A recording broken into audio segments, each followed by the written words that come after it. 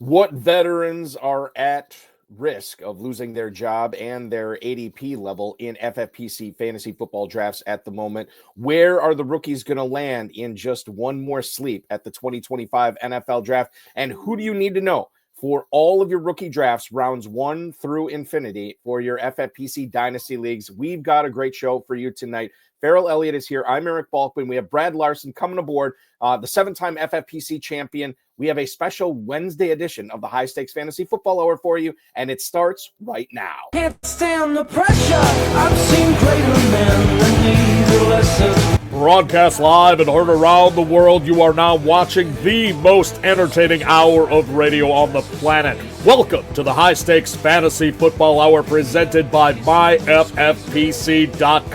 with your hosts Eric Balkman and Ferrell Elliott. The High Stakes Fantasy Football Hour is your home for analysis from the best players in the world. And now, because no one else was available, here are Eric Balkman and Ferrell Elliott. Solace in the scripture. Are we not all our father's sons? I became a man. Nobody ever told me what a man was.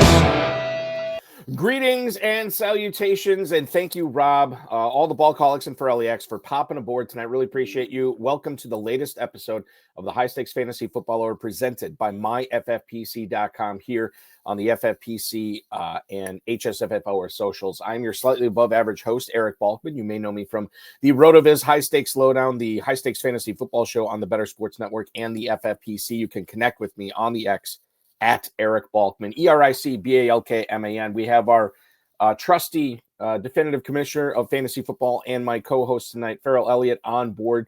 I'll bring him on shortly. Coming up on tonight's show, we've got a lot to discuss because 22 hours from now, the NFL draft gets underway in glorious Green Bay, Wisconsin, which I'm very excited to attend. It's going to be awesome. And tomorrow, in I would say about 25 hours from now, we're going to have first round landing spots for a lot of the rookies. We're going to tell you what we think those landing spots are going to be tonight. We're going to talk about how it's going to affect your rookie drafts, as well as all of your best ball drafts that you're doing with the FFPC, the Big Gorilla, so on and so forth. But Brad Larson, the 7-time FFPC League champ and Dynasty champ with the FFPC, is going to hop aboard with us tonight as well to give us his thoughts on Breece Hall, Chase Brown, Cooper Kupp, Jackson Smith and Jigba, and so much more. That is all coming up in about 10 minutes or so. If you want to connect with the show on X, you can do so at hsffhour. Check out Ferrell's Kentucky Fantasy Football State Championship at KFFSC.com. And, of course, Facebook.com/hsffhour is where to connect with us there as well. High Stakes Fantasy Football gmail.com is where to send your emails. So if you have any questions for us, send them in now. We'll try to get to all the chat room questions, all the X posts and emails in our fantasy feedback segment coming up later on in the show. Shout out to our audio engineer and my best friend Bryce and our producer and mutual friend Rob. Now, do we have breaking news here? Kind of. I can't remember if I said this last week, but the Never Too Early Superflex Best Ball Tournament filled, I believe, this past Thursday. The FFPC Never Too Early Best Ball Tournament still has 4 teams left. So we have 1 draft left. It's going to start at 4 o'clock Eastern time tomorrow. Will be completed before the start of the NFL draft, and there are 4 teams remaining in that. So if you want to take one last shot at a $40,000 grand prize and jump into a $206,000 plus prize pool, do so. myffpc.com. It's only going to set you back $125, and maybe it'll put you far ahead if you end up winning the whole thing. So check that out at myffpc.com. That is the Never Too Early Best Ball Tournament. Just 4 teams remaining in that. As of last week, all of our Dynasty Orphans have sold out as well. No more Dynasty Orphans for the remainder of the season. However, we do have Dynasty Start-Up Leagues. They start at $100, go all the way up to $5,000. So if you want to play on those, myffpc.com/dynasty is where to go for that. That's myffpc.com/dynasty. And of course, the FFPC Big Gorilla Tournament going on right now, $1 million grand prize, $350 entry fee. You're going to get a $50 discount for every 3rd team you purchase. Drafts already off and running, slow and live. And the early Rampage tournament, the 7 Bananas promo going on right now. Bear in mind, if you are one of the first 200 leagues to draft in the Big Gorilla tournament, you're also automatically entered in the Early Rampage tournament. That is basically 2 tournaments for the price of one. $1 million grand prize and a $10,000 grand prize. Early Rampage tournament is basically the first 200 leagues to join the Big Gorilla tournament. And if you continue to get that 7 pick multiple times in a row, you're going to get free teams from us. And if you get that 7 pick 5 times in a row, we're going to give you a jungle safari for 4, courtesy of the FFPC, or $50,000 cash, whatever you want. It's totally up to you. That's the Big Gorilla tournament. Those drafts are off and running over at myffpc.com. Remember to like this video, subscribe to the channel, comment on the video, share it with your friends, share it with your enemies, and get notified each and every time we go live, which was last night. I know we had Aiden LaCorey, Dave Terpoli, Bradley Stalder, and Dan Williamson on doing some live draft coverage. We're going to be doing those quite a bit again this season. In case you missed it last night, you can go back on the YouTube FFPC YouTube channel and watch that on demand. Let's bring him in right now, ladies and gentlemen. Fresh from Dallas, Texas. He is back in his home domicile of Louisville, Kentucky. He is Ferrell Elliott, the definitive commissioner of fantasy football. Ferrell, good evening. Welcome aboard, man. How pumped are you for the draft tomorrow, man? Bucky, I'm just so thrilled this is happening in the cradle of professional football. And it's I understand from everyone there, they're talking about how beautiful the city is, how beautiful the weather is. And a lot of people are saying, have you noticed the local talent from this one guy named Balkman?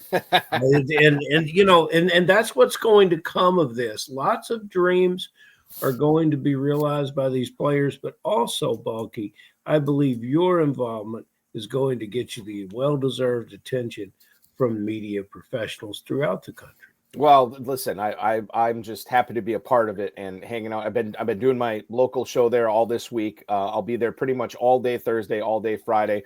Very excited to see what happens, and honestly, very excited to see what's gonna happen that's gonna affect us in fantasy football. And while we will talk rookies tonight, we will talk rookies. I want to lead things off with a veteran on the program tonight. Chris Olave had his 5th-year team option exercise for next year for the New Orleans Saints, according to Ian Rappaport. That means he's going to make $15 million plus next season. The Saints obviously still could extend him to a long-term deal, but this is a big season for Chris Olave right now. He's had injuries, especially concussions, over the last couple of years. 2 years ago, Ferrell, he did have 1,100 plus receiving yards, but that was his best year as a pro. Mickey Loomis, who is the GM of the Saints, said that Olave is getting his option exercise. Offensive tackle Trevor Penning is not going to have his option exercise. So I don't know if that's more likely that Olave gets a long-term deal. How would you be viewing Chris Olave in Dynasty right now, Ferrell? I feel like his price is as low as it's been since he had that 1,100 receiving yard year. And the fact that they've exercised his option, I think, gives you faith not only to draft him with confidence in 2025, but maybe you're looking at investing this guy, buying low on him right now going forward as well. Oh, that's the perfect idea. This is a complete ball player. He will negotiate through this option year. The Saints don't want this player ever to get to free agency. Whatever he does statistically for fantasy football, his scouting report outperforms what he's done on the field. Everyone believes he can do better, and we look for the Saints to put it together. He might have to take a few snaps at quarterback this year, though. You never know. The Saints, as we recall, they get in a red zone and they morph into someone that they're not, or that a lot of teams are not, and they have. It's a very confused offensive situation. One thing you cannot be confused about is Kamara will run with the ball and Olave will catch it. Chris Olave right now, if I look at the Mojo on fantasymojo.com, who provides it? It's Darren Armani, the Godfather. Oh, you got to love that guy. The Godfather of the Pros versus Joe's competition. Anytime we cite ADP, it's always due to Fantasy Mojo, at Fantasy Mojo on X, fantasymojo.com. If you are playing in the FFPC, highly recommend you get a subscription to Fantasy Mojo. In the Never Too Early Best Ball Tournament over the course of the last week, Chris Olave has come in at wide receiver 31, Ferrell. He is going in the mid-6th round. He's going behind Metcalf and Sutton, but right ahead of Jalen Waddle and Jordan Addison, and right ahead of Jerry Jeudy as well. That's what we're looking at for Olave going forward here. So keeping things with the Saints and what Mickey Loomis told the media in his pre-draft availability, he said that he's hoping for some clarity on Derek Carr's shoulder injury. Nick Underhill had this for New Orleans.football. Loomis would not answer any other questions. He said, look, we're looking for clarity, and he wouldn't answer any other questions on it. Mm-hmm. Carr had a shoulder injury last year that we only found out about 3 weeks or so ago. Mm-hmm. On the table is surgery, and it's unclear if he's going to be playing in 2025. Maybe he will be. Maybe this is overblown. Maybe it's not, because we just don't know. We don't know anything. There have been some reports, Ferrell, too, and I beg your pardon if we talked about this on a previous show. But he might be using this as a way to get out of New Orleans. In other words, he was not happy about the contract restructure. He was just hoping to be let go, and that did not happen, as the Saints will still keep him on the roster. The Saints could take a quarterback at 9, although that's looking more and more unlikely by the day. Mm-hmm. And they could certainly grab a guy in the second round, or maybe trading up from their second round pick back into the first round to take Shadur Sanders, to take Jackson Dart, Tyler Shook, one of those guys here. But we just talked about Olave, Ferrell. This muddy Derek Carr thing, and the fact that the Saints might be going with a rookie quarterback and not like a top 5 rookie quarterback this season, I think gives us pause here. What's your read on this Derek Carr situation? Is this shoulder thing legitimate? Do you believe that there's some manipulation of it going on with Derek Carr and his team right now? I don't know how to make heads or tails out of it. I don't know if you have any more insight to it. Anyone's guess is, as close as we're going to get. I have no idea. I've heard very little.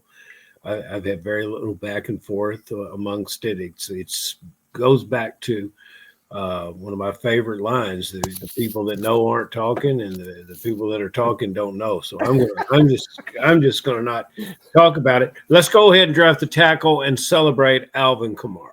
Let's go ahead and draft a tackle, and let's get very excited about what Kamara can do. Yeah, I'm excited about that. Kamara is going right now at running back 17 at the end of the 4th round, ahead of Mixon, ahead of Trevion Henderson, right behind Kenneth Walker. I'd be fine with Alvin Kamara at his price at the end of the 4th round. And I'll remind everyone Spencer Rattler is still on the club. He is, and this will be his second year. I've always been a Rattler guy. He is.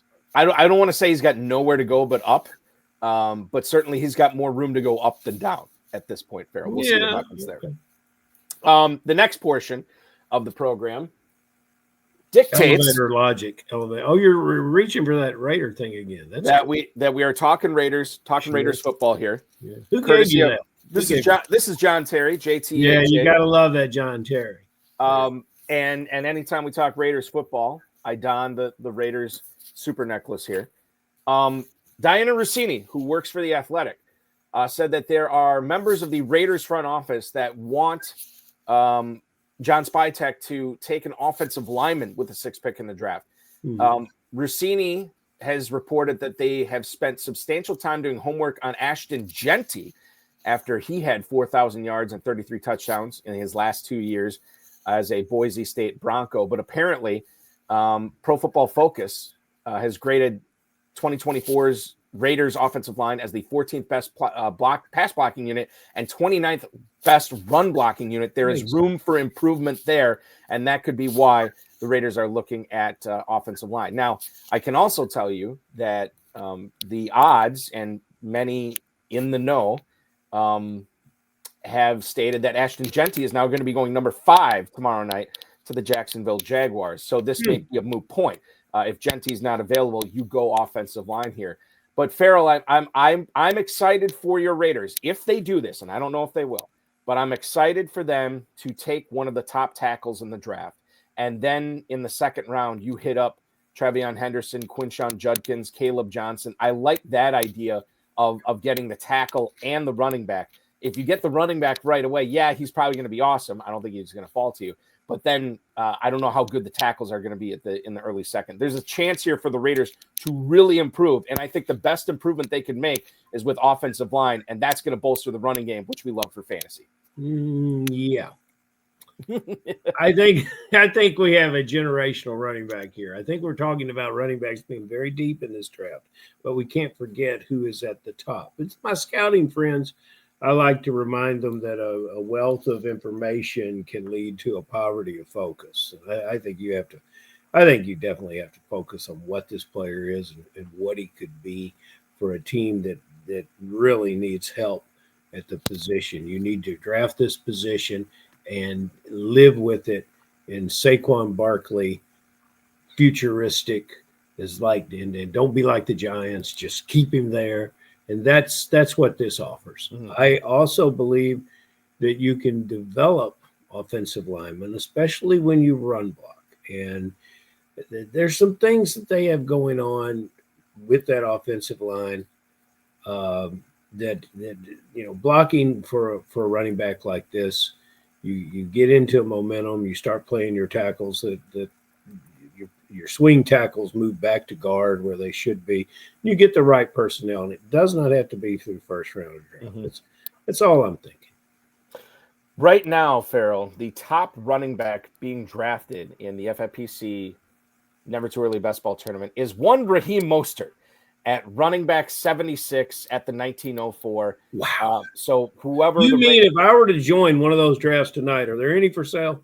There's but it's not till tomorrow. The last and I could get Pittman and Mostert in super double digit rounds. Same. It's just playing in the FFPC is a blast when you have those kind of opportunities. I want to put a pin in the Pittman conversation. Because that's going to be coming up with our guest here shortly. Oh well, the guest, yeah. Brad Larson, we're gonna bring him on in a minute. The last thing I want to get to, Diana Rossini for The Athletic has also reported that the Browns, Steelers, and Vikings are the most likely potential suitors for Kirk Cousins. The Vikings, I think, is interesting, Ferrell, for a couple of reasons. Mm-hmm. Number one, they have J.J. McCarthy slated to be their number one quarterback there. Number two, Cousins played for more than a half decade in Minnesota already, so he'd be going back there. He's owed $45 million for this upcoming season. He's 37 years old.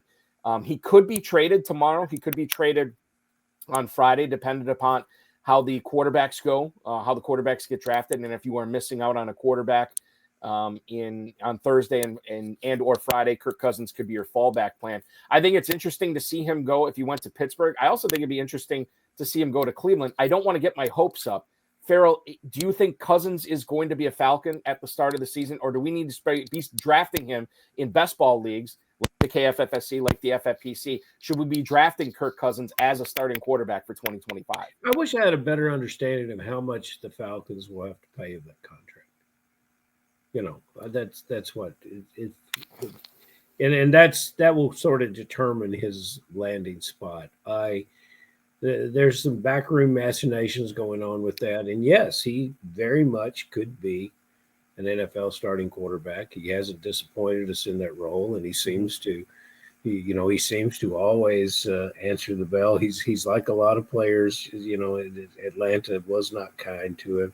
Remember in our beloved Moneyball when Billy Bean tells Dave Justice, no, the Yankees are paying you not to play against them.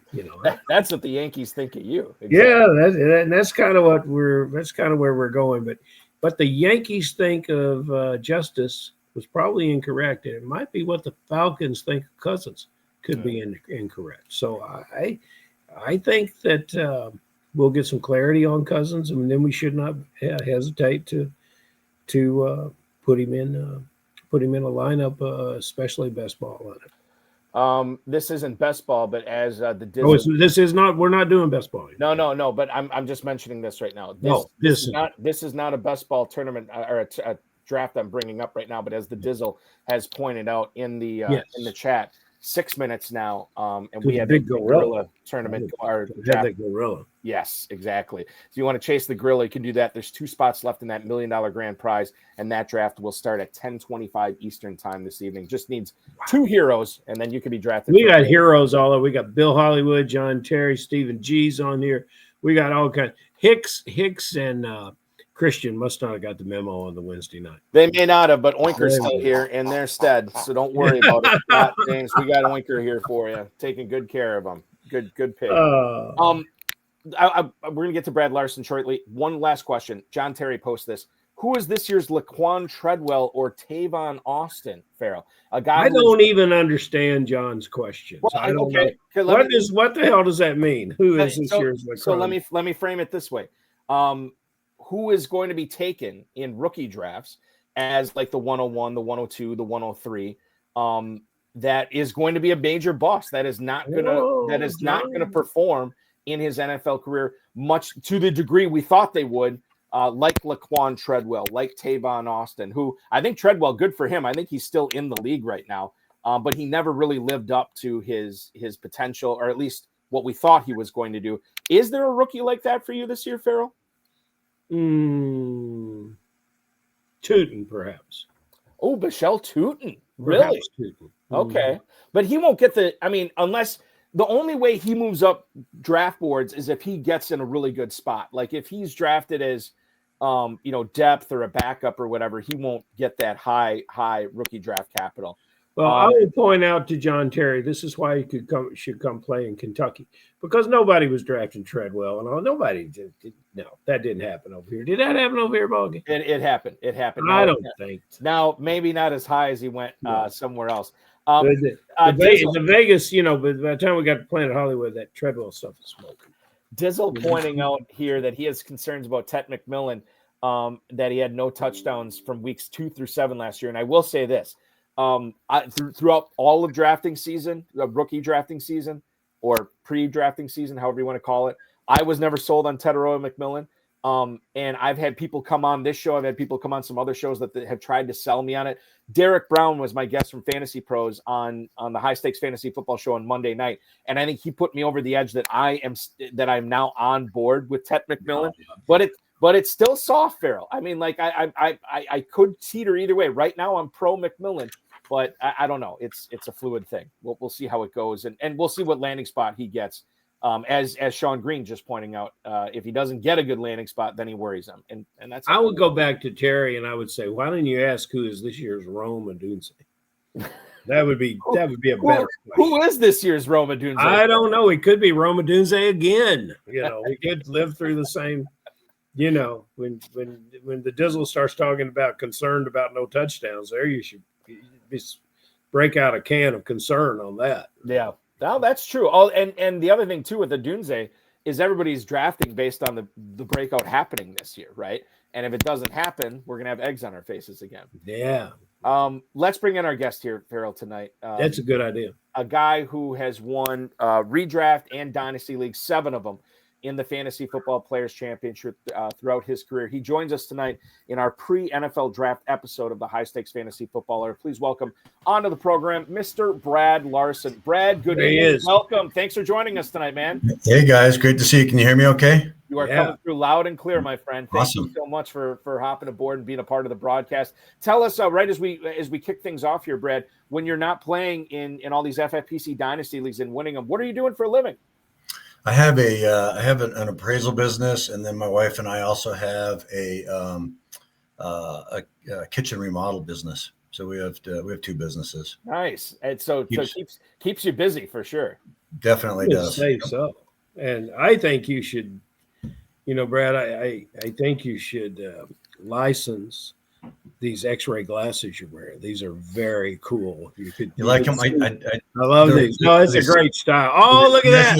Now we see your true handsomeness. I can't do anything without them. So I'm jealous. I wish I had a pair. Fantasy football question number 1. Seattle pays $45 million to Cooper Kupp. Yet some JSN owners seem to think that this acquisition could somehow cripple the 100 catch young wide receiver that Seattle has to be thrilled about. What does it look like for both these players in Seattle next year with a new quarterback? I'll reserve my thoughts until I hear yours, which are probably more accurate and well-founded. Well, I have a lot of JSN shares on my teams. I'm still pretty bullish on him. I like Kubiak coming in there. I'm not so sure about, Darnold, if he just happened to work in Minnesota's system and how that's going to work out in Seattle. But I think as far as the Cooper Kupp acquisition goes, he's going to command respect and coverage away from JSN, and I think JSN is going to still have a really nice year this year, on par with what he had last year. Physicality of JSN notwithstanding, I think he picks up more yards per catch. You had to be happy with what you got out of him in the end zone last year, and that will probably grow. I think if you have either receiver, you're a winner. And Balky who knows all these stats, has them embedded in a chip in the back of his head, will tell you that JSN had 3 double-digit catch games last year. And that kind of performance is something that, just doesn't go away. I understand that you are bullish, and I'm proud that you are. What scares me most is about Smith-Njigba is, and by the way, they're ADPs in the Never Too Early tournament right now. Smith-Njigba, wide receiver 12 at the 301. Cooper Kupp, wide receiver 45 at the 904. What scares me most is Seattle investing day 1 or day 2 draft capital into wide receiver. And that's then what I'm thinking too. Yeah, and you get like Matthew Golden or somebody like that in, and like that. That does not help us for fantasy. I don't want to see that. Who was it? Was it Peter Schrager? It might have been. I don't know if it was Peter Schrager. Somebody, some pundit out there had Ted McMillan falling to 19 to the Buccaneers. Bucks. Yeah, that was Schrager. That was Schrager. Yeah. And I was like, my God, Mike Evans, Chris Godwin, Jalen McMillan, and Ted McMillan. This is going to screw over 4 different players if this happens. I can't see that. I really can't see that. Yeah, I hope it doesn't happen. And Schrager's usually pretty connected, which he is. He's pretty good. And he had the Packers taking Matthew Golden. I do not want to see my Packers take Matthew Golden, but we'll see what happens. We'll find out what happens tomorrow night. Brian Thomas came onto the scene big time last year, Brad. I know you have him in a few of your dynasty leagues. Is there a rookie, and I guess the easy answer is probably Ashton Genty. Maybe it's not. I don't know. But is there a rookie in this year's draft that you think is going to have a Brian Thomas-like impact? A guy who was drafted in the mid-first, not at the upper, the front end of the first row of the rookie draft. Is there a guy that's still going to have that type of impact, even though you only have to invest mid-first-round draft capital to get him in your FFPC rookie draft? Yeah, this all depends on, I would say Travis Hunter, if he is the wide receiver. That's a huge if, and he's saying that he wants to play both ways, and we'll see if he can do that in the NFL. I'm not sure that that's achievable with his body makeup. But there's another guy that I think is probably going to drop into the second round on the rookie drafts, and that's Jaden Higgins, that I think could do what Thomas Jr. did last year. He's got the size. He's a good looking X receiver. I watched him in the in college this year, and he looked really good. He really did. So I think he in the right spot could surprise. The thing, and I brought this up with Higgins with somebody recently. This is a guy that I thought had second round written all over him, and now I'm thinking like, God, he might be going in the first round of the draft tomorrow, and we'll see. But I think that potential is there with Higgins for sure, and lands in the right spot with a good team at the end of the first round with a good quarterback. Yeah, I could totally see that, Brad, 100%. All those things were true about Cincinnati Bengal running back Chase Brown. Right spot, good team, good quarterback. It was really a tale of 2 seasons. I looked at it today. I thought it was, and I was really surprised to see this stat. For his total carries for the season, he approached 1,000 yards. He averaged about 4.3 a carry. He caught the ball well. You can't ignore the numbers he put over the receiving game. But before Halloween, he carried the ball 75 times, the first 8, maybe 80, something in that range. Then for the balance of the season, the final 8 games, he doubled that, carried the ball 150 times, ended up with the 220 carries. If you believe after Halloween numbers, we're looking at a 300 carry player here. Your thoughts about what Chase Brown does in this offense have we seen him, 50 something balls. Now we're beginning to talk about Kamara potential. I mean, what do you like about this player beyond 2024? Well, I was really pretty high on him going into last season. I took him in as many leagues as I could because I didn't think Moss would last for very long. But I think that he really got the opportunity and grabbed the bull by the horns and showed he's got a lot of value for that team. And I got to think that the coaching staff has to see that as well, and they've got to give him that opportunity again. I keep hearing that they're looking at drafting a running back, and this running back class is a little bit scary because it's so good that if you draft a guy, it could eat into some of these other running backs on these teams and take a lot of their carries away. But I'm still really bullish on Chase Brown. I think that he proved himself, and in that offense, I mean, you have to hope that he gets the work because you got to be worried about Chase and Higgins, and I mean that's just and then Burrow's got to get you the ball in the right spot. So, as long as their offensive line performs, I think he's going to have another really great year. But again, it kind of hinges on if they draft some guy in the in this running back class. Our beloved John Terry checks in, Balky, and Brad. John points out, one above that. Oh, sorry. Moss got hurt. He is imitating Captain Obvious. We thank you for that, John. Yep. But what happened was when Moss got hurt, Chase seized the opportunity and put up numbers that are respectful of what we would be looking for from a first-round running back in this year's draft, that they could say, hey, we made our bed with our running back, and we've got our guy now. And I think that's what I see for Brown in Cincinnati. We'll get John Terry up on the positive aspects, and I'll point out that he is a Pennsylvania native, and this is Ohio, that kind of thing happens with them. But he's a not, so when we draft against Terry, we know we can we got to Chase Brown. You get Chase Brown. Yeah, he could be available. I will say that the thing that gives me comfort about Chase Brown this year, and John's probably right. I mean, the touches may go down this year, but the efficiency could go up. They already have Zach Moss under contract for this year. They went out and signed Samaje Perine. So, right. and the fact that I believe 170% of their cap is based on Burrow, Chase, and Higgins.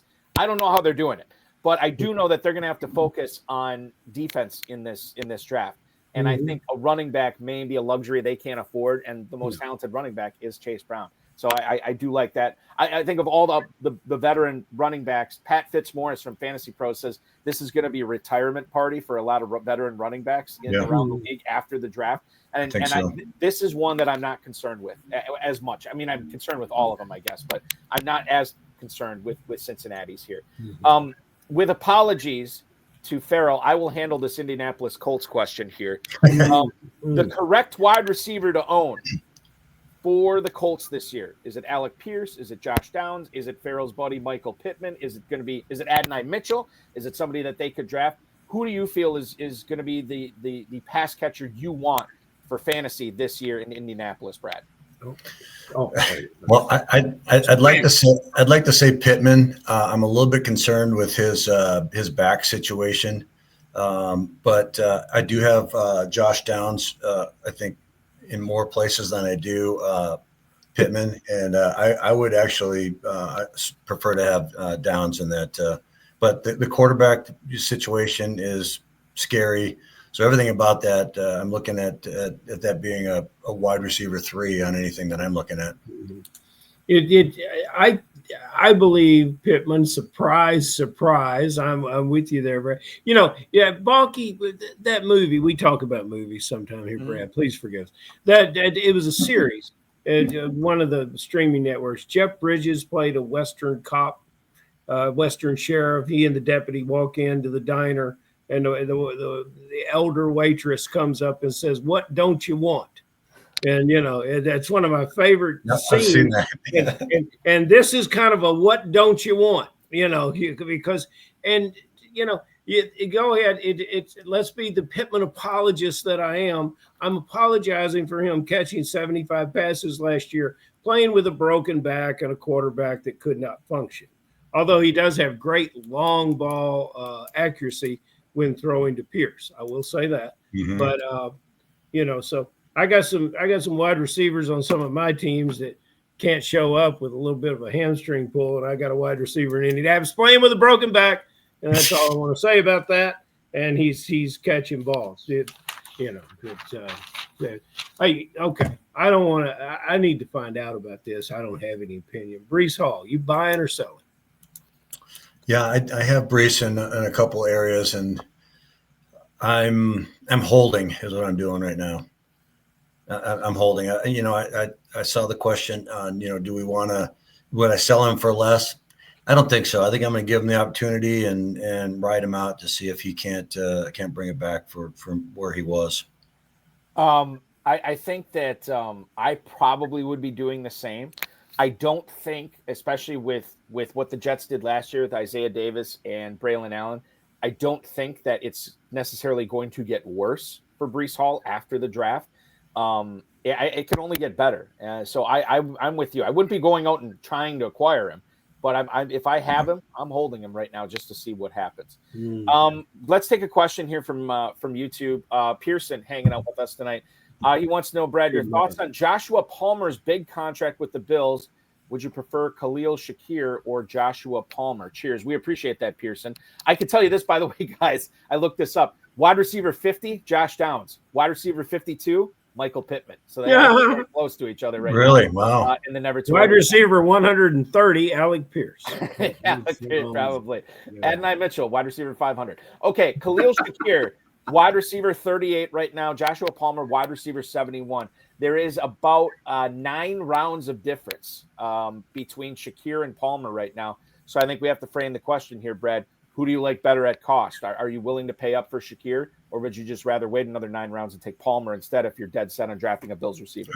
I like Shakir and PPR definitely. But I've always been pretty bullish on Josh Palmer too. I think he's a really good receiver and hasn't had his due. So I think with Josh Allen there, I'm liking to take him in that. If that's a 9th round pick, I would definitely go for that value. Yeah, it seems low. I thought he would get bumped up, and I don't know. Ferrell, why do you think it is? Why do you think FFPC players are still drafting him at that 16, 17 turn? I figure with that kind of monetary investment with Josh Allen, it would be up there. I mean, is Khalil Shakir really hurting his value that much? It's got to be something else, right? No, I think a lot of players have bailed on Palmer. He's had his test moments, and he has not delivered. Thus, he finds a change of scenery, and I think he definitely needed a change of scenery, and he is worthwhile at that price. Khalil Shakir is a different kind of ball player. This is one of the better ball players in the league, and I would tend to think that when we gather next year with Brad Larson, who makes one hell of a champion and one great guest, when we gather with him last year, he's going to talk about some of his championships being keyed by the Allen and Shakir connections. And they brought in it's their culture and history, a number of veteran receivers to squeeze that last little bit of talent out of them and see if that value can get there. We can go all the way back to Cole Beasley, and so that's what that organization does. And check Curtis Samuel if you want to see how it works. But we're dealing with 2 different kind of ball players. So yeah, I don't. John Terry pointing this out here. Joshua Palmer is replaced with Mike Williams, who the Chargers already know stinks. Palmer can't be that. Brad, you did not know that you were bringing along John Terry as a co-guest. That's great. That's great. John is, and John said something. John said something. He was taking one of his beloved digs at me about Claypool, and that was an interesting thing because this is a big receiver that I really loved. Of course, comparing him to Pittman is nonsense, but one of the things that we don't know about this draft, how do we, we're sitting here trying to separate players, and the analytics aspect of this is one thing of, how they approach certain players and how they value certain players and what they see in teams. And that's a big difference from franchise to franchise. But another thing is understanding who these players are. That's why they have these 30 visits. They really, after everything they bring you in, they try to get in your head and know who you are. And, Claypool had a lot of talent, and off the field, things didn't come together. And when on the field, it got bad quickly. When you invest in a player in fantasy football, one of the things that you have seen him overcome some adversity in college, perhaps an injury, overcome basically putting the team on his back and carrying it. Dave, the Dizzle, was talking about how not seeing a guy score a touchdown is a problem. Yeah, that to me, that is a problem because you didn't step up and deliver. So, yeah, these are a lot of things. And fortunately, we can quit projecting about it here in 3 days completely. And it's So I don't think any of our opinions, they have a time date on them that is quickly becoming irrelevant very, very quickly. Well, I will say, Ferrell, just and to answer John there, I don't have any shares of Joshua Palmer, but at his value, I would assume that my team's going to be pretty stacked by the time I get to the 9th round. If he's there, I might look at that, but I don't have him anywhere. And I think that the Bills may still draft a receiver as well.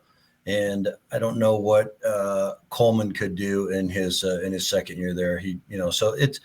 I will probably completely stay away from that situation. But as far as the question was phrased or coined, I would, say that value could be there in the 9th round with what is it got. 9th round, Balky, or is it later? No. Palmer is 9 rounds after Shakir. Yeah. 9 rounds after, so double-digit rounds for Palmer. Yeah. Okay. Yeah. And I'm glad you brought up Coleman, Brad. Yes. John Terry brought him up. Keon Coleman, wide receiver 58 at the 1308 right now. There was a podcast I was listening to.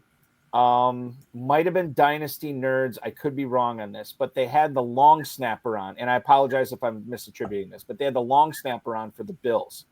And they asked him about potential breakout guys that they're excited to take. He's excited that he thinks he's going to take the next step forward. Now, granted, this is the long snapper. This is not a coach. This is not, somebody who works with the guys every day. But he talked about Dalton Kincaid. Never mentioned Keon Coleman once, which I thought was somewhat interesting.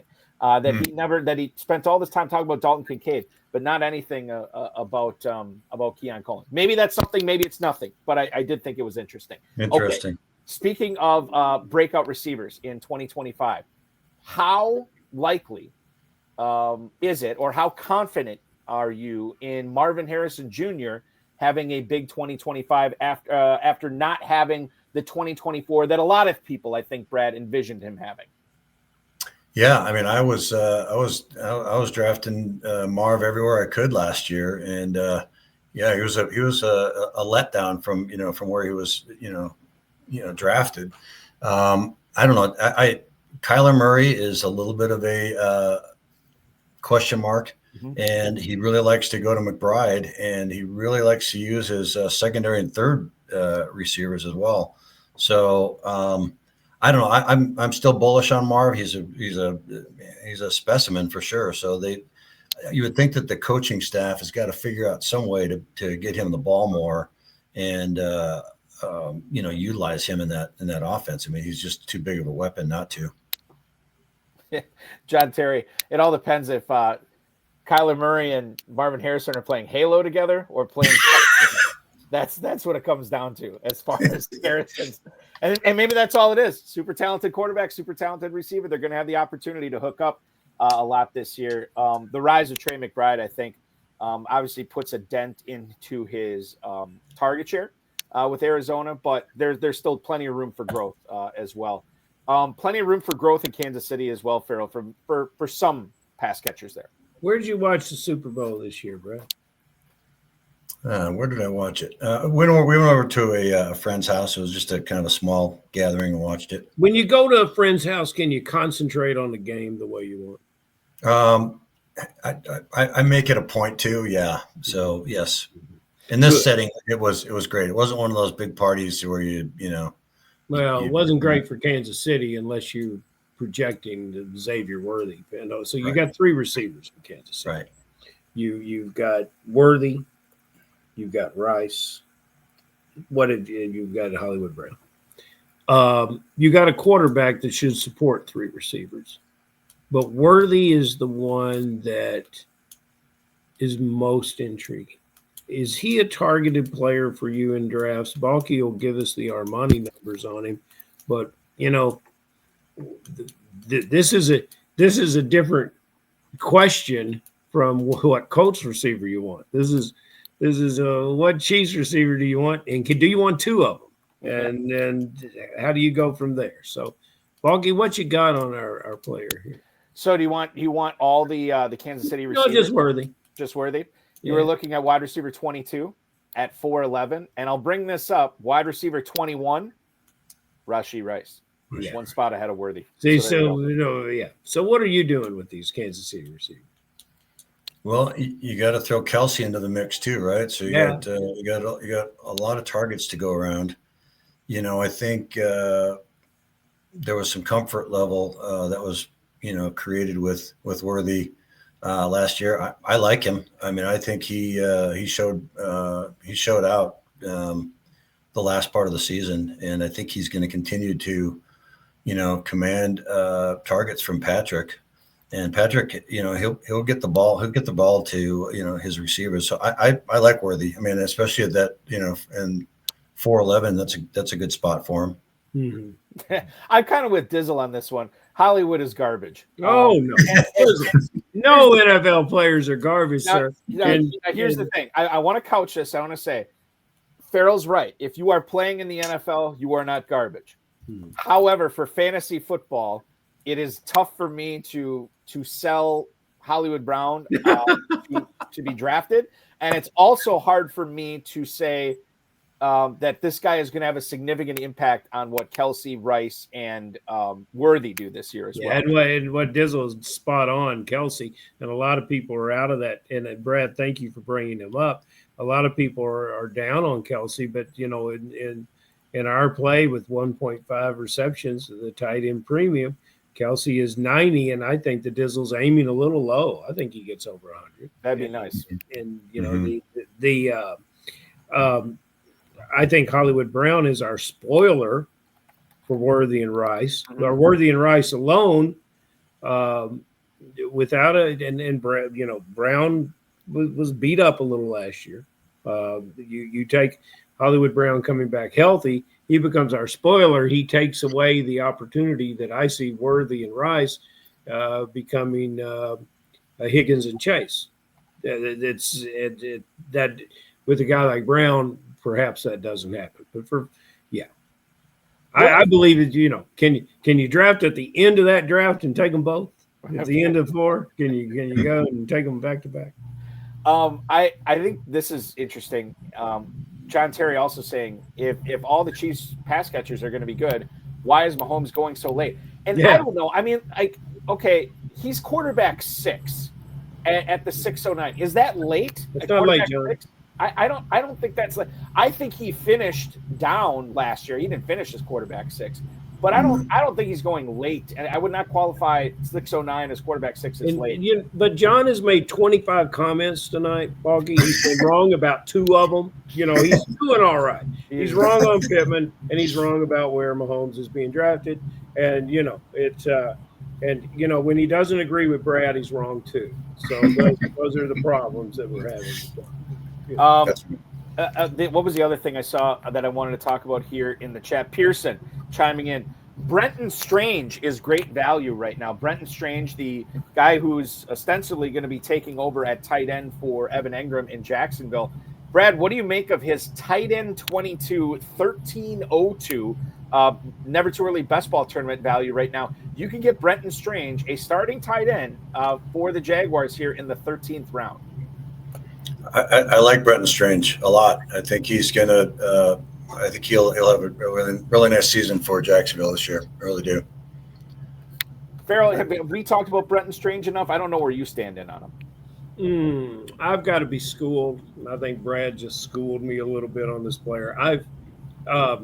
Early on in tonight's commentary, Dizzle said he's selling all Jets. I think I've sold all Jags, and that's just kind of how I feel about it. But I'm going to learn this player. I'm going to learn him through the preseason, and if I don't like him, so many good players like him more than I do, that I'm probably wrong. Tell me somebody that you don't like, first of all, that you don't like, Brad, and tell me somebody that you absolutely love. And I don't want guys we've already talked about. I need guys that, I need some fresh information, because I'm hanging on with Brad Larson to get me in. So I think a couple guys I'm really kind of staying away from are going to be Brian Robinson Jr. I think Washington's going to be they'll be drafting a running back. DeAndre Swift out. McCaffrey and Kamara, they're just, I'm avoiding them. But I mean, I don't have many in my dynasty league, so it's not a big deal. Those are really two of those two running backs are what's concerning me this year, based upon this draft class. Well, let's go positive then. Tell us who you love. Well, the obvious ones, Chase, Neighbors. You like Chase? Gibbs. Brad, you got a lot of Jahmyr Gibbs, right? I do have a lot of Jahmyr Gibbs. I got a lot of Bijan. I really had the fortune of some really good drafts the last couple of years, so I'm really kind of stacked, and I have the luxury to kind of sit back now and kind of pick in these dynasty, and I really love these dynasty leagues. It's just been such a fun time. But I did want to tell you guys about a trade offer that I had earlier today. Sure. And I don't know what you guys think about Brock Bowers, but I think he's a generational guy. So I had an owner make me an offer that was the 2-8, 2-11, and 2 number 1s next year. And it's a one quarterback league. So I didn't take it. Yeah, I can't do it. No. Glenn Lowy, longtime FFPC player, plays a lot of Dynasty as well. He told me on one of the shows I had him on one time, and this has always stuck with me. And I don't think he coined this phrase or anything, but I always remember him saying it: elite talent over everything else. Like, you should be spending all your time, your energy, your assets, your capital to acquire as much elite talent as possible. And to me, to let Bowers go, where as long as he stays healthy, knock on wood, this guy is going to be great for a decade. You don't know where those first round picks are going to be. And the 208 and the 211, I mean, that's like nothing compared to what Bowers does for you. So he's one of those guys, and Dizzle and I have had conversations about this before too. When Christian McCaffrey was at the peak of his powers, I think you could bring Brock Bowers into this conversation.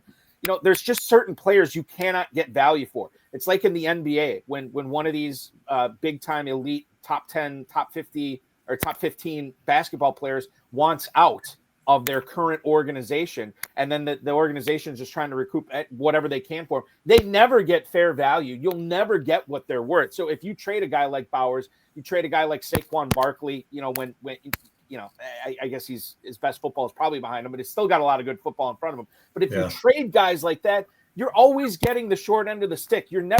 I've never heard of a deal where somebody gave up the best player and I was like, oh yeah, I really like the return you got. I think that was like, no, that's never, the first time I hear that, Brad, the next time I hear that, it will be the first time I hear it. Yeah. Yeah. No, I agree. And Ferrell, I was going to say one other guy that I really like a lot is Ladd McConkey. Oh yeah. Can't go wrong there. John Terry, worst trade I made last year. He traded Bowers for Laporta, Najee Harris in a second. Now, I will say this. Dependent upon when you made that deal, I could see it. I could see it like, before if this was after he had already shown that he was a superhero, then okay, John, I whatever. But if this was, prior to the season starting or, sometime in the summer, I get it. I'm not saying I agree, but I get it. Okay, I want to do this here. Did we have a question in the chat? We did. I got to scroll up. I've been blabbering too much. Ferrell, you got to interrupt me when I. No, buddy, it's just words of wisdom. It's Okay. it's words of wisdom, and it gives balance to the show from a true industry professional. Well, I don't know who that is. Okay. Yeah, Brad and I do. John Terry wants to know. John Brad, Terry's been listening to the show That's tonight. He I had is, no he is. idea. He Hey, popped in, made a couple of comments. All right. John Terry, whose dynasty value does Brad think will get destroyed tomorrow? Ooh. You just mentioned Brian Robinson as a guy that you're kind of avoiding. I'm assuming because that Washington backfield is going to get an injection of some youth in it tomorrow. But what else? I mean, who else? Whose other dynasty value is just going to get blown up? Well, going back to Schrager's Mock draft. If I think if Omarion Hampton goes to the Vikings, then you lost some. Those guys are that would blow up that backfield. Yeah, and if Omarion Hampton goes to the Cowboys, Javonte Williams' RB1 season is over. Yeah. Oh, I'm a Broncos fan, so I'm hoping he drops, and that's who the Broncos select. So yeah, that'd be cool. Who was I was listening to somebody saying that if the Broncos even get RJ Harvey in the second round, Brad, he could be a top 10 running back this year as a rookie. He could. Which would be crazy to think about, but it's definitely possible. It's on the table. I would agree with that. Couple of emails here before we let you go into that good night, Brad. Rod in Springfield, any chance of a sophomore slump for Jaden Daniels? Rod in Springfield, we appreciate you chiming in here. Yeah, I mean, anytime there's a player who comes out as a rookie like that, I think I'm always kind of bracing for just a regression in the mean, and maybe there is something coming there. Maybe it's not significant. I don't know. How do you feel about the chances of Jaden Daniels slumping a little bit in his second year in the NFL, Brad? So I'm an ASU guy, and I saw Jaden come in as a skinny little kid at ASU, and they've been saying that about him for his whole career. That next year he's not going to perform, and all he does is just step up year after year. So I don't see him missing a beat. I really see him just kind of being an elite quarterback. Final question we have for you tonight here. Josh in Valleyhead, Alabama. Are you pro or anti Michael Penix, Brad? Thanks so much. That is Josh in Valleyhead, Alabama. Where do you stand? Are you on the Michael Penix bandwagon, Brad? I am. My only concern with him is his injury history. Other than that, I think he's a smart, cerebral quarterback, and he's got a good arm. I think he is going to be the real deal as well. In the latest installment of Time as a Flat Circle, Michael Penix will probably blow out his shoulder week one. Kirk Cousins will step in, throw 30-plus touchdowns, and win Comeback Player of the Year en route to the Falcons, making it all the way to the NFC Championship game. Cousins is sitting there with a big fat contract with a clipboard, so he's Dizzle said something very illuminating. I think he's talking about RJ Harvey here. Oh, I thought you were talking about the Michael Penix comment. Okay. Yeah. I think that fantasy players will be paying more attention on Friday's draft than they do on Thursday, because as he points out, Harvey will not be a second round pick is what I think he believes. I think he's going on day 2. I do too. Exactly. Yeah. Okay. I agree. And we can we talked earlier about Chase Brown, and we saw what he could do in the NFL when a team really needed to lean on him. Terry points out the fact that Moss was injured. So look here, Brown, you're our guy. What are you going to do? And he did marvelously. So this running back talent that's deep means that there's going to be talent that's available late. And it's going to be very interesting for all fantasy players to tune into this draft and to condition our minds on what we think about a late round draft pick, because late round draft picks will be getting touches and plays and could end up being a 200 carry running back in this league. Yeah. And it's just the way it is how they value running backs. For what it's worth, NFL Mock Draft Database does have RJ Harvey projected as a 4th round pick. Yeah. But I do see a lot of mocks on here having him go in round 3 as well. So I don't know. Maybe he doesn't go day 2. I still think he does. I guess it wouldn't surprise me if he went in the 4th round, but we shall see, guys. because Friday night we're going to have that question and so many more answered. It's going to be great. Yeah. Brad Larson was also great tonight, the 7-time FFPC Dynasty and League champion. Thank you so much for being a part of our pre-NFL draft episode, Brad. You were the man. So much fun to have you on tonight. Enjoy the NFL draft this weekend. Enjoy your rookie drafts. Enjoy drafting season. And we'll talk with you again sometime soon. Thank you, guys. It was a blast. Thanks for having me on. I really appreciate it. Absolutely. Thank you, Brad. Brad. He had an appraisal business, did Brad. I am appraising his value as a guest at damn straight. A+. Pretty awesome. A+. John Terry, thank you for the kind words. I will have fun at the draft. Dizzle's going to join me at the draft Thursday and Friday. I don't believe on Saturday because he is not the junkie that I am when it comes to this kind of stuff. So he will be up there Thursday and Friday with me. That's going to be a lot of fun. Ferrell, it was a lot of fun having you on tonight. I will say this, as far as the Kentucky Fantasy Football State Championship goes, we have a few slow drafts that I'm in right now. I want to highlight the training camp main event league that is 3 teams short of a full league. I am in that one. You're looking at other luminaries like a former guest of this show, Stu Keene. Is in that. Fran Shinnick, who has also been on this show before, he's in it. Bill Hollywood is in it. And Dom Guzzetti, I don't know where Dom is tonight, but he's in that as well. So if you want to compete against us, we need 3 spots to fill there. I think Derek's in that draft too. Oh, really? Okay. Then there you go. And that draft, just so everyone knows, it says starts when full. It's a bit of a misnomer there. We will start that draft after the NFL draft and after the Kentucky Derby. It'll start the first Tuesday, which I believe is May 6th, Balky. So I'll fact check. It's either May 5th or May 6th. It is May 6th. Tuesday, May 6th, and that's the day it will start. No matter when it will sell out before then, but it'll start May 6th. Derek, our first main event of the year. Yes, exactly. And you're in it, Balky. I'm in it. Derek Greer is also in that as well. And I will tell you, I'm in another draft master for the KFFSC. We are 5 teams short of that. We got Jake Belike in there, and who else do we have? Mark Moyer, Melissa and Kirby Barker. Fran Shinnick is in that one as well. And Team Porkies. Shout out to them. They're in that draft master. There you go. Register for that at kffsc.com. And then we also have some more drafts that are going to be released here soon for registration, right, Ferrell? Yeah, that's our Sweet 16 Best Ball Championship, 96 teams, $300 entry, a $10,000 grand prize. And if you love best ball, that's a great contest to be in. It is a great contest to be in. Green Bay is going to be a great city to be in. I'm so pleased you're there. Yeah, I think you can't add a lot to the Green Bay lore of football, but I think this will do it. And talk about true fans coming out. And when I was in the Dallas airport today, there were people getting on the planes, not flying to Louisville, but flying the other directions to get to Green Bay. They were in their paraphernalia. They're coming to the draft.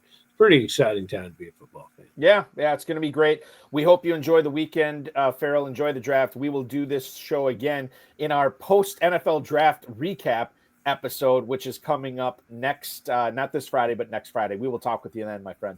Thank you, sir. That is Ferrell Elliott, the definitive commissioner of fantasy football, hanging out tonight on a special Wednesday episode of the High Stakes Fantasy Football Hour. That will conclude our broadcast. Thanks to the FFPC, Ferrell Elliott, Rob Bryce, Brad Larson, and, of course, each and every one of you for listening, streaming, downloading, viewing, whatever you're doing, however you're ingesting this content. We appreciate it.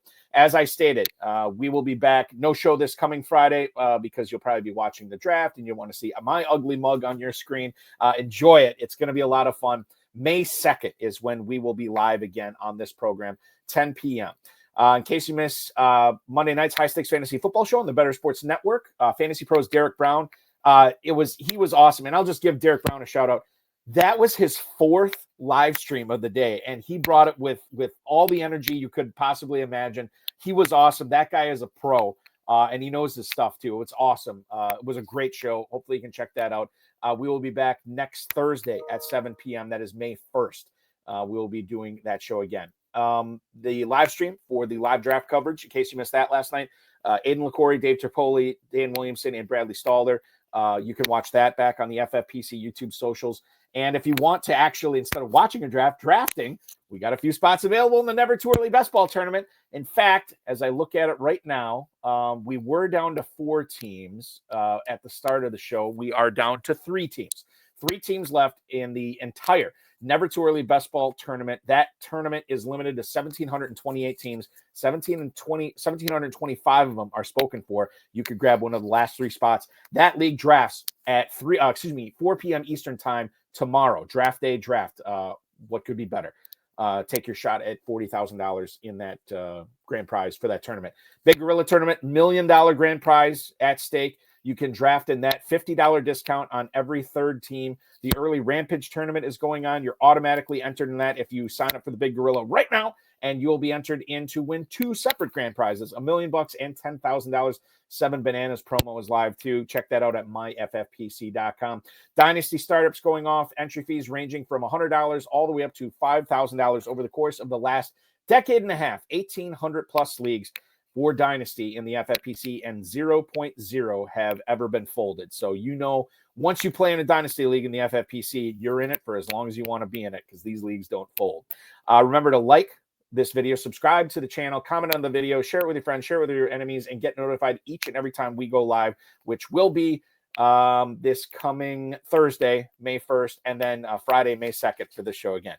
For Ferrell Elliott, Brad Larson, and the FFPC, I am Eric Balkman. This has been the High Stakes Fantasy Football Hour. Your weekend officially starts now.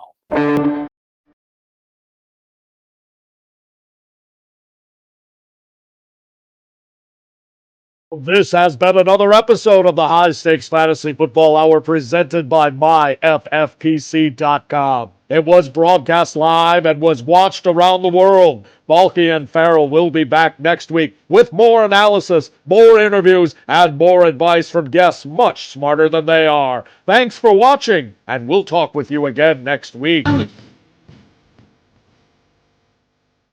Don't usually like ending the program on a sad note, but I think we sort of have to tonight. Just hours ago, it was reported that former Bears standout Steve McMichael actually passed away after he had been suffering from ALS for, I don't know, the better part of 4 years now, maybe a little bit longer than 4 years. He actually went into the Pro Football Hall of Fame this past year. So he got to see that before he passed on. Cruel disease, and this guy was bigger than life. 6'2", 270-pound guy that got into pro wrestling after he retired from football. Glad to see that he got into the Pro Football Hall of Fame before passing on. So Bears legend, rest in peace, Mongo. You will be missed. Enjoy the draft, everybody. We'll talk with you next Friday.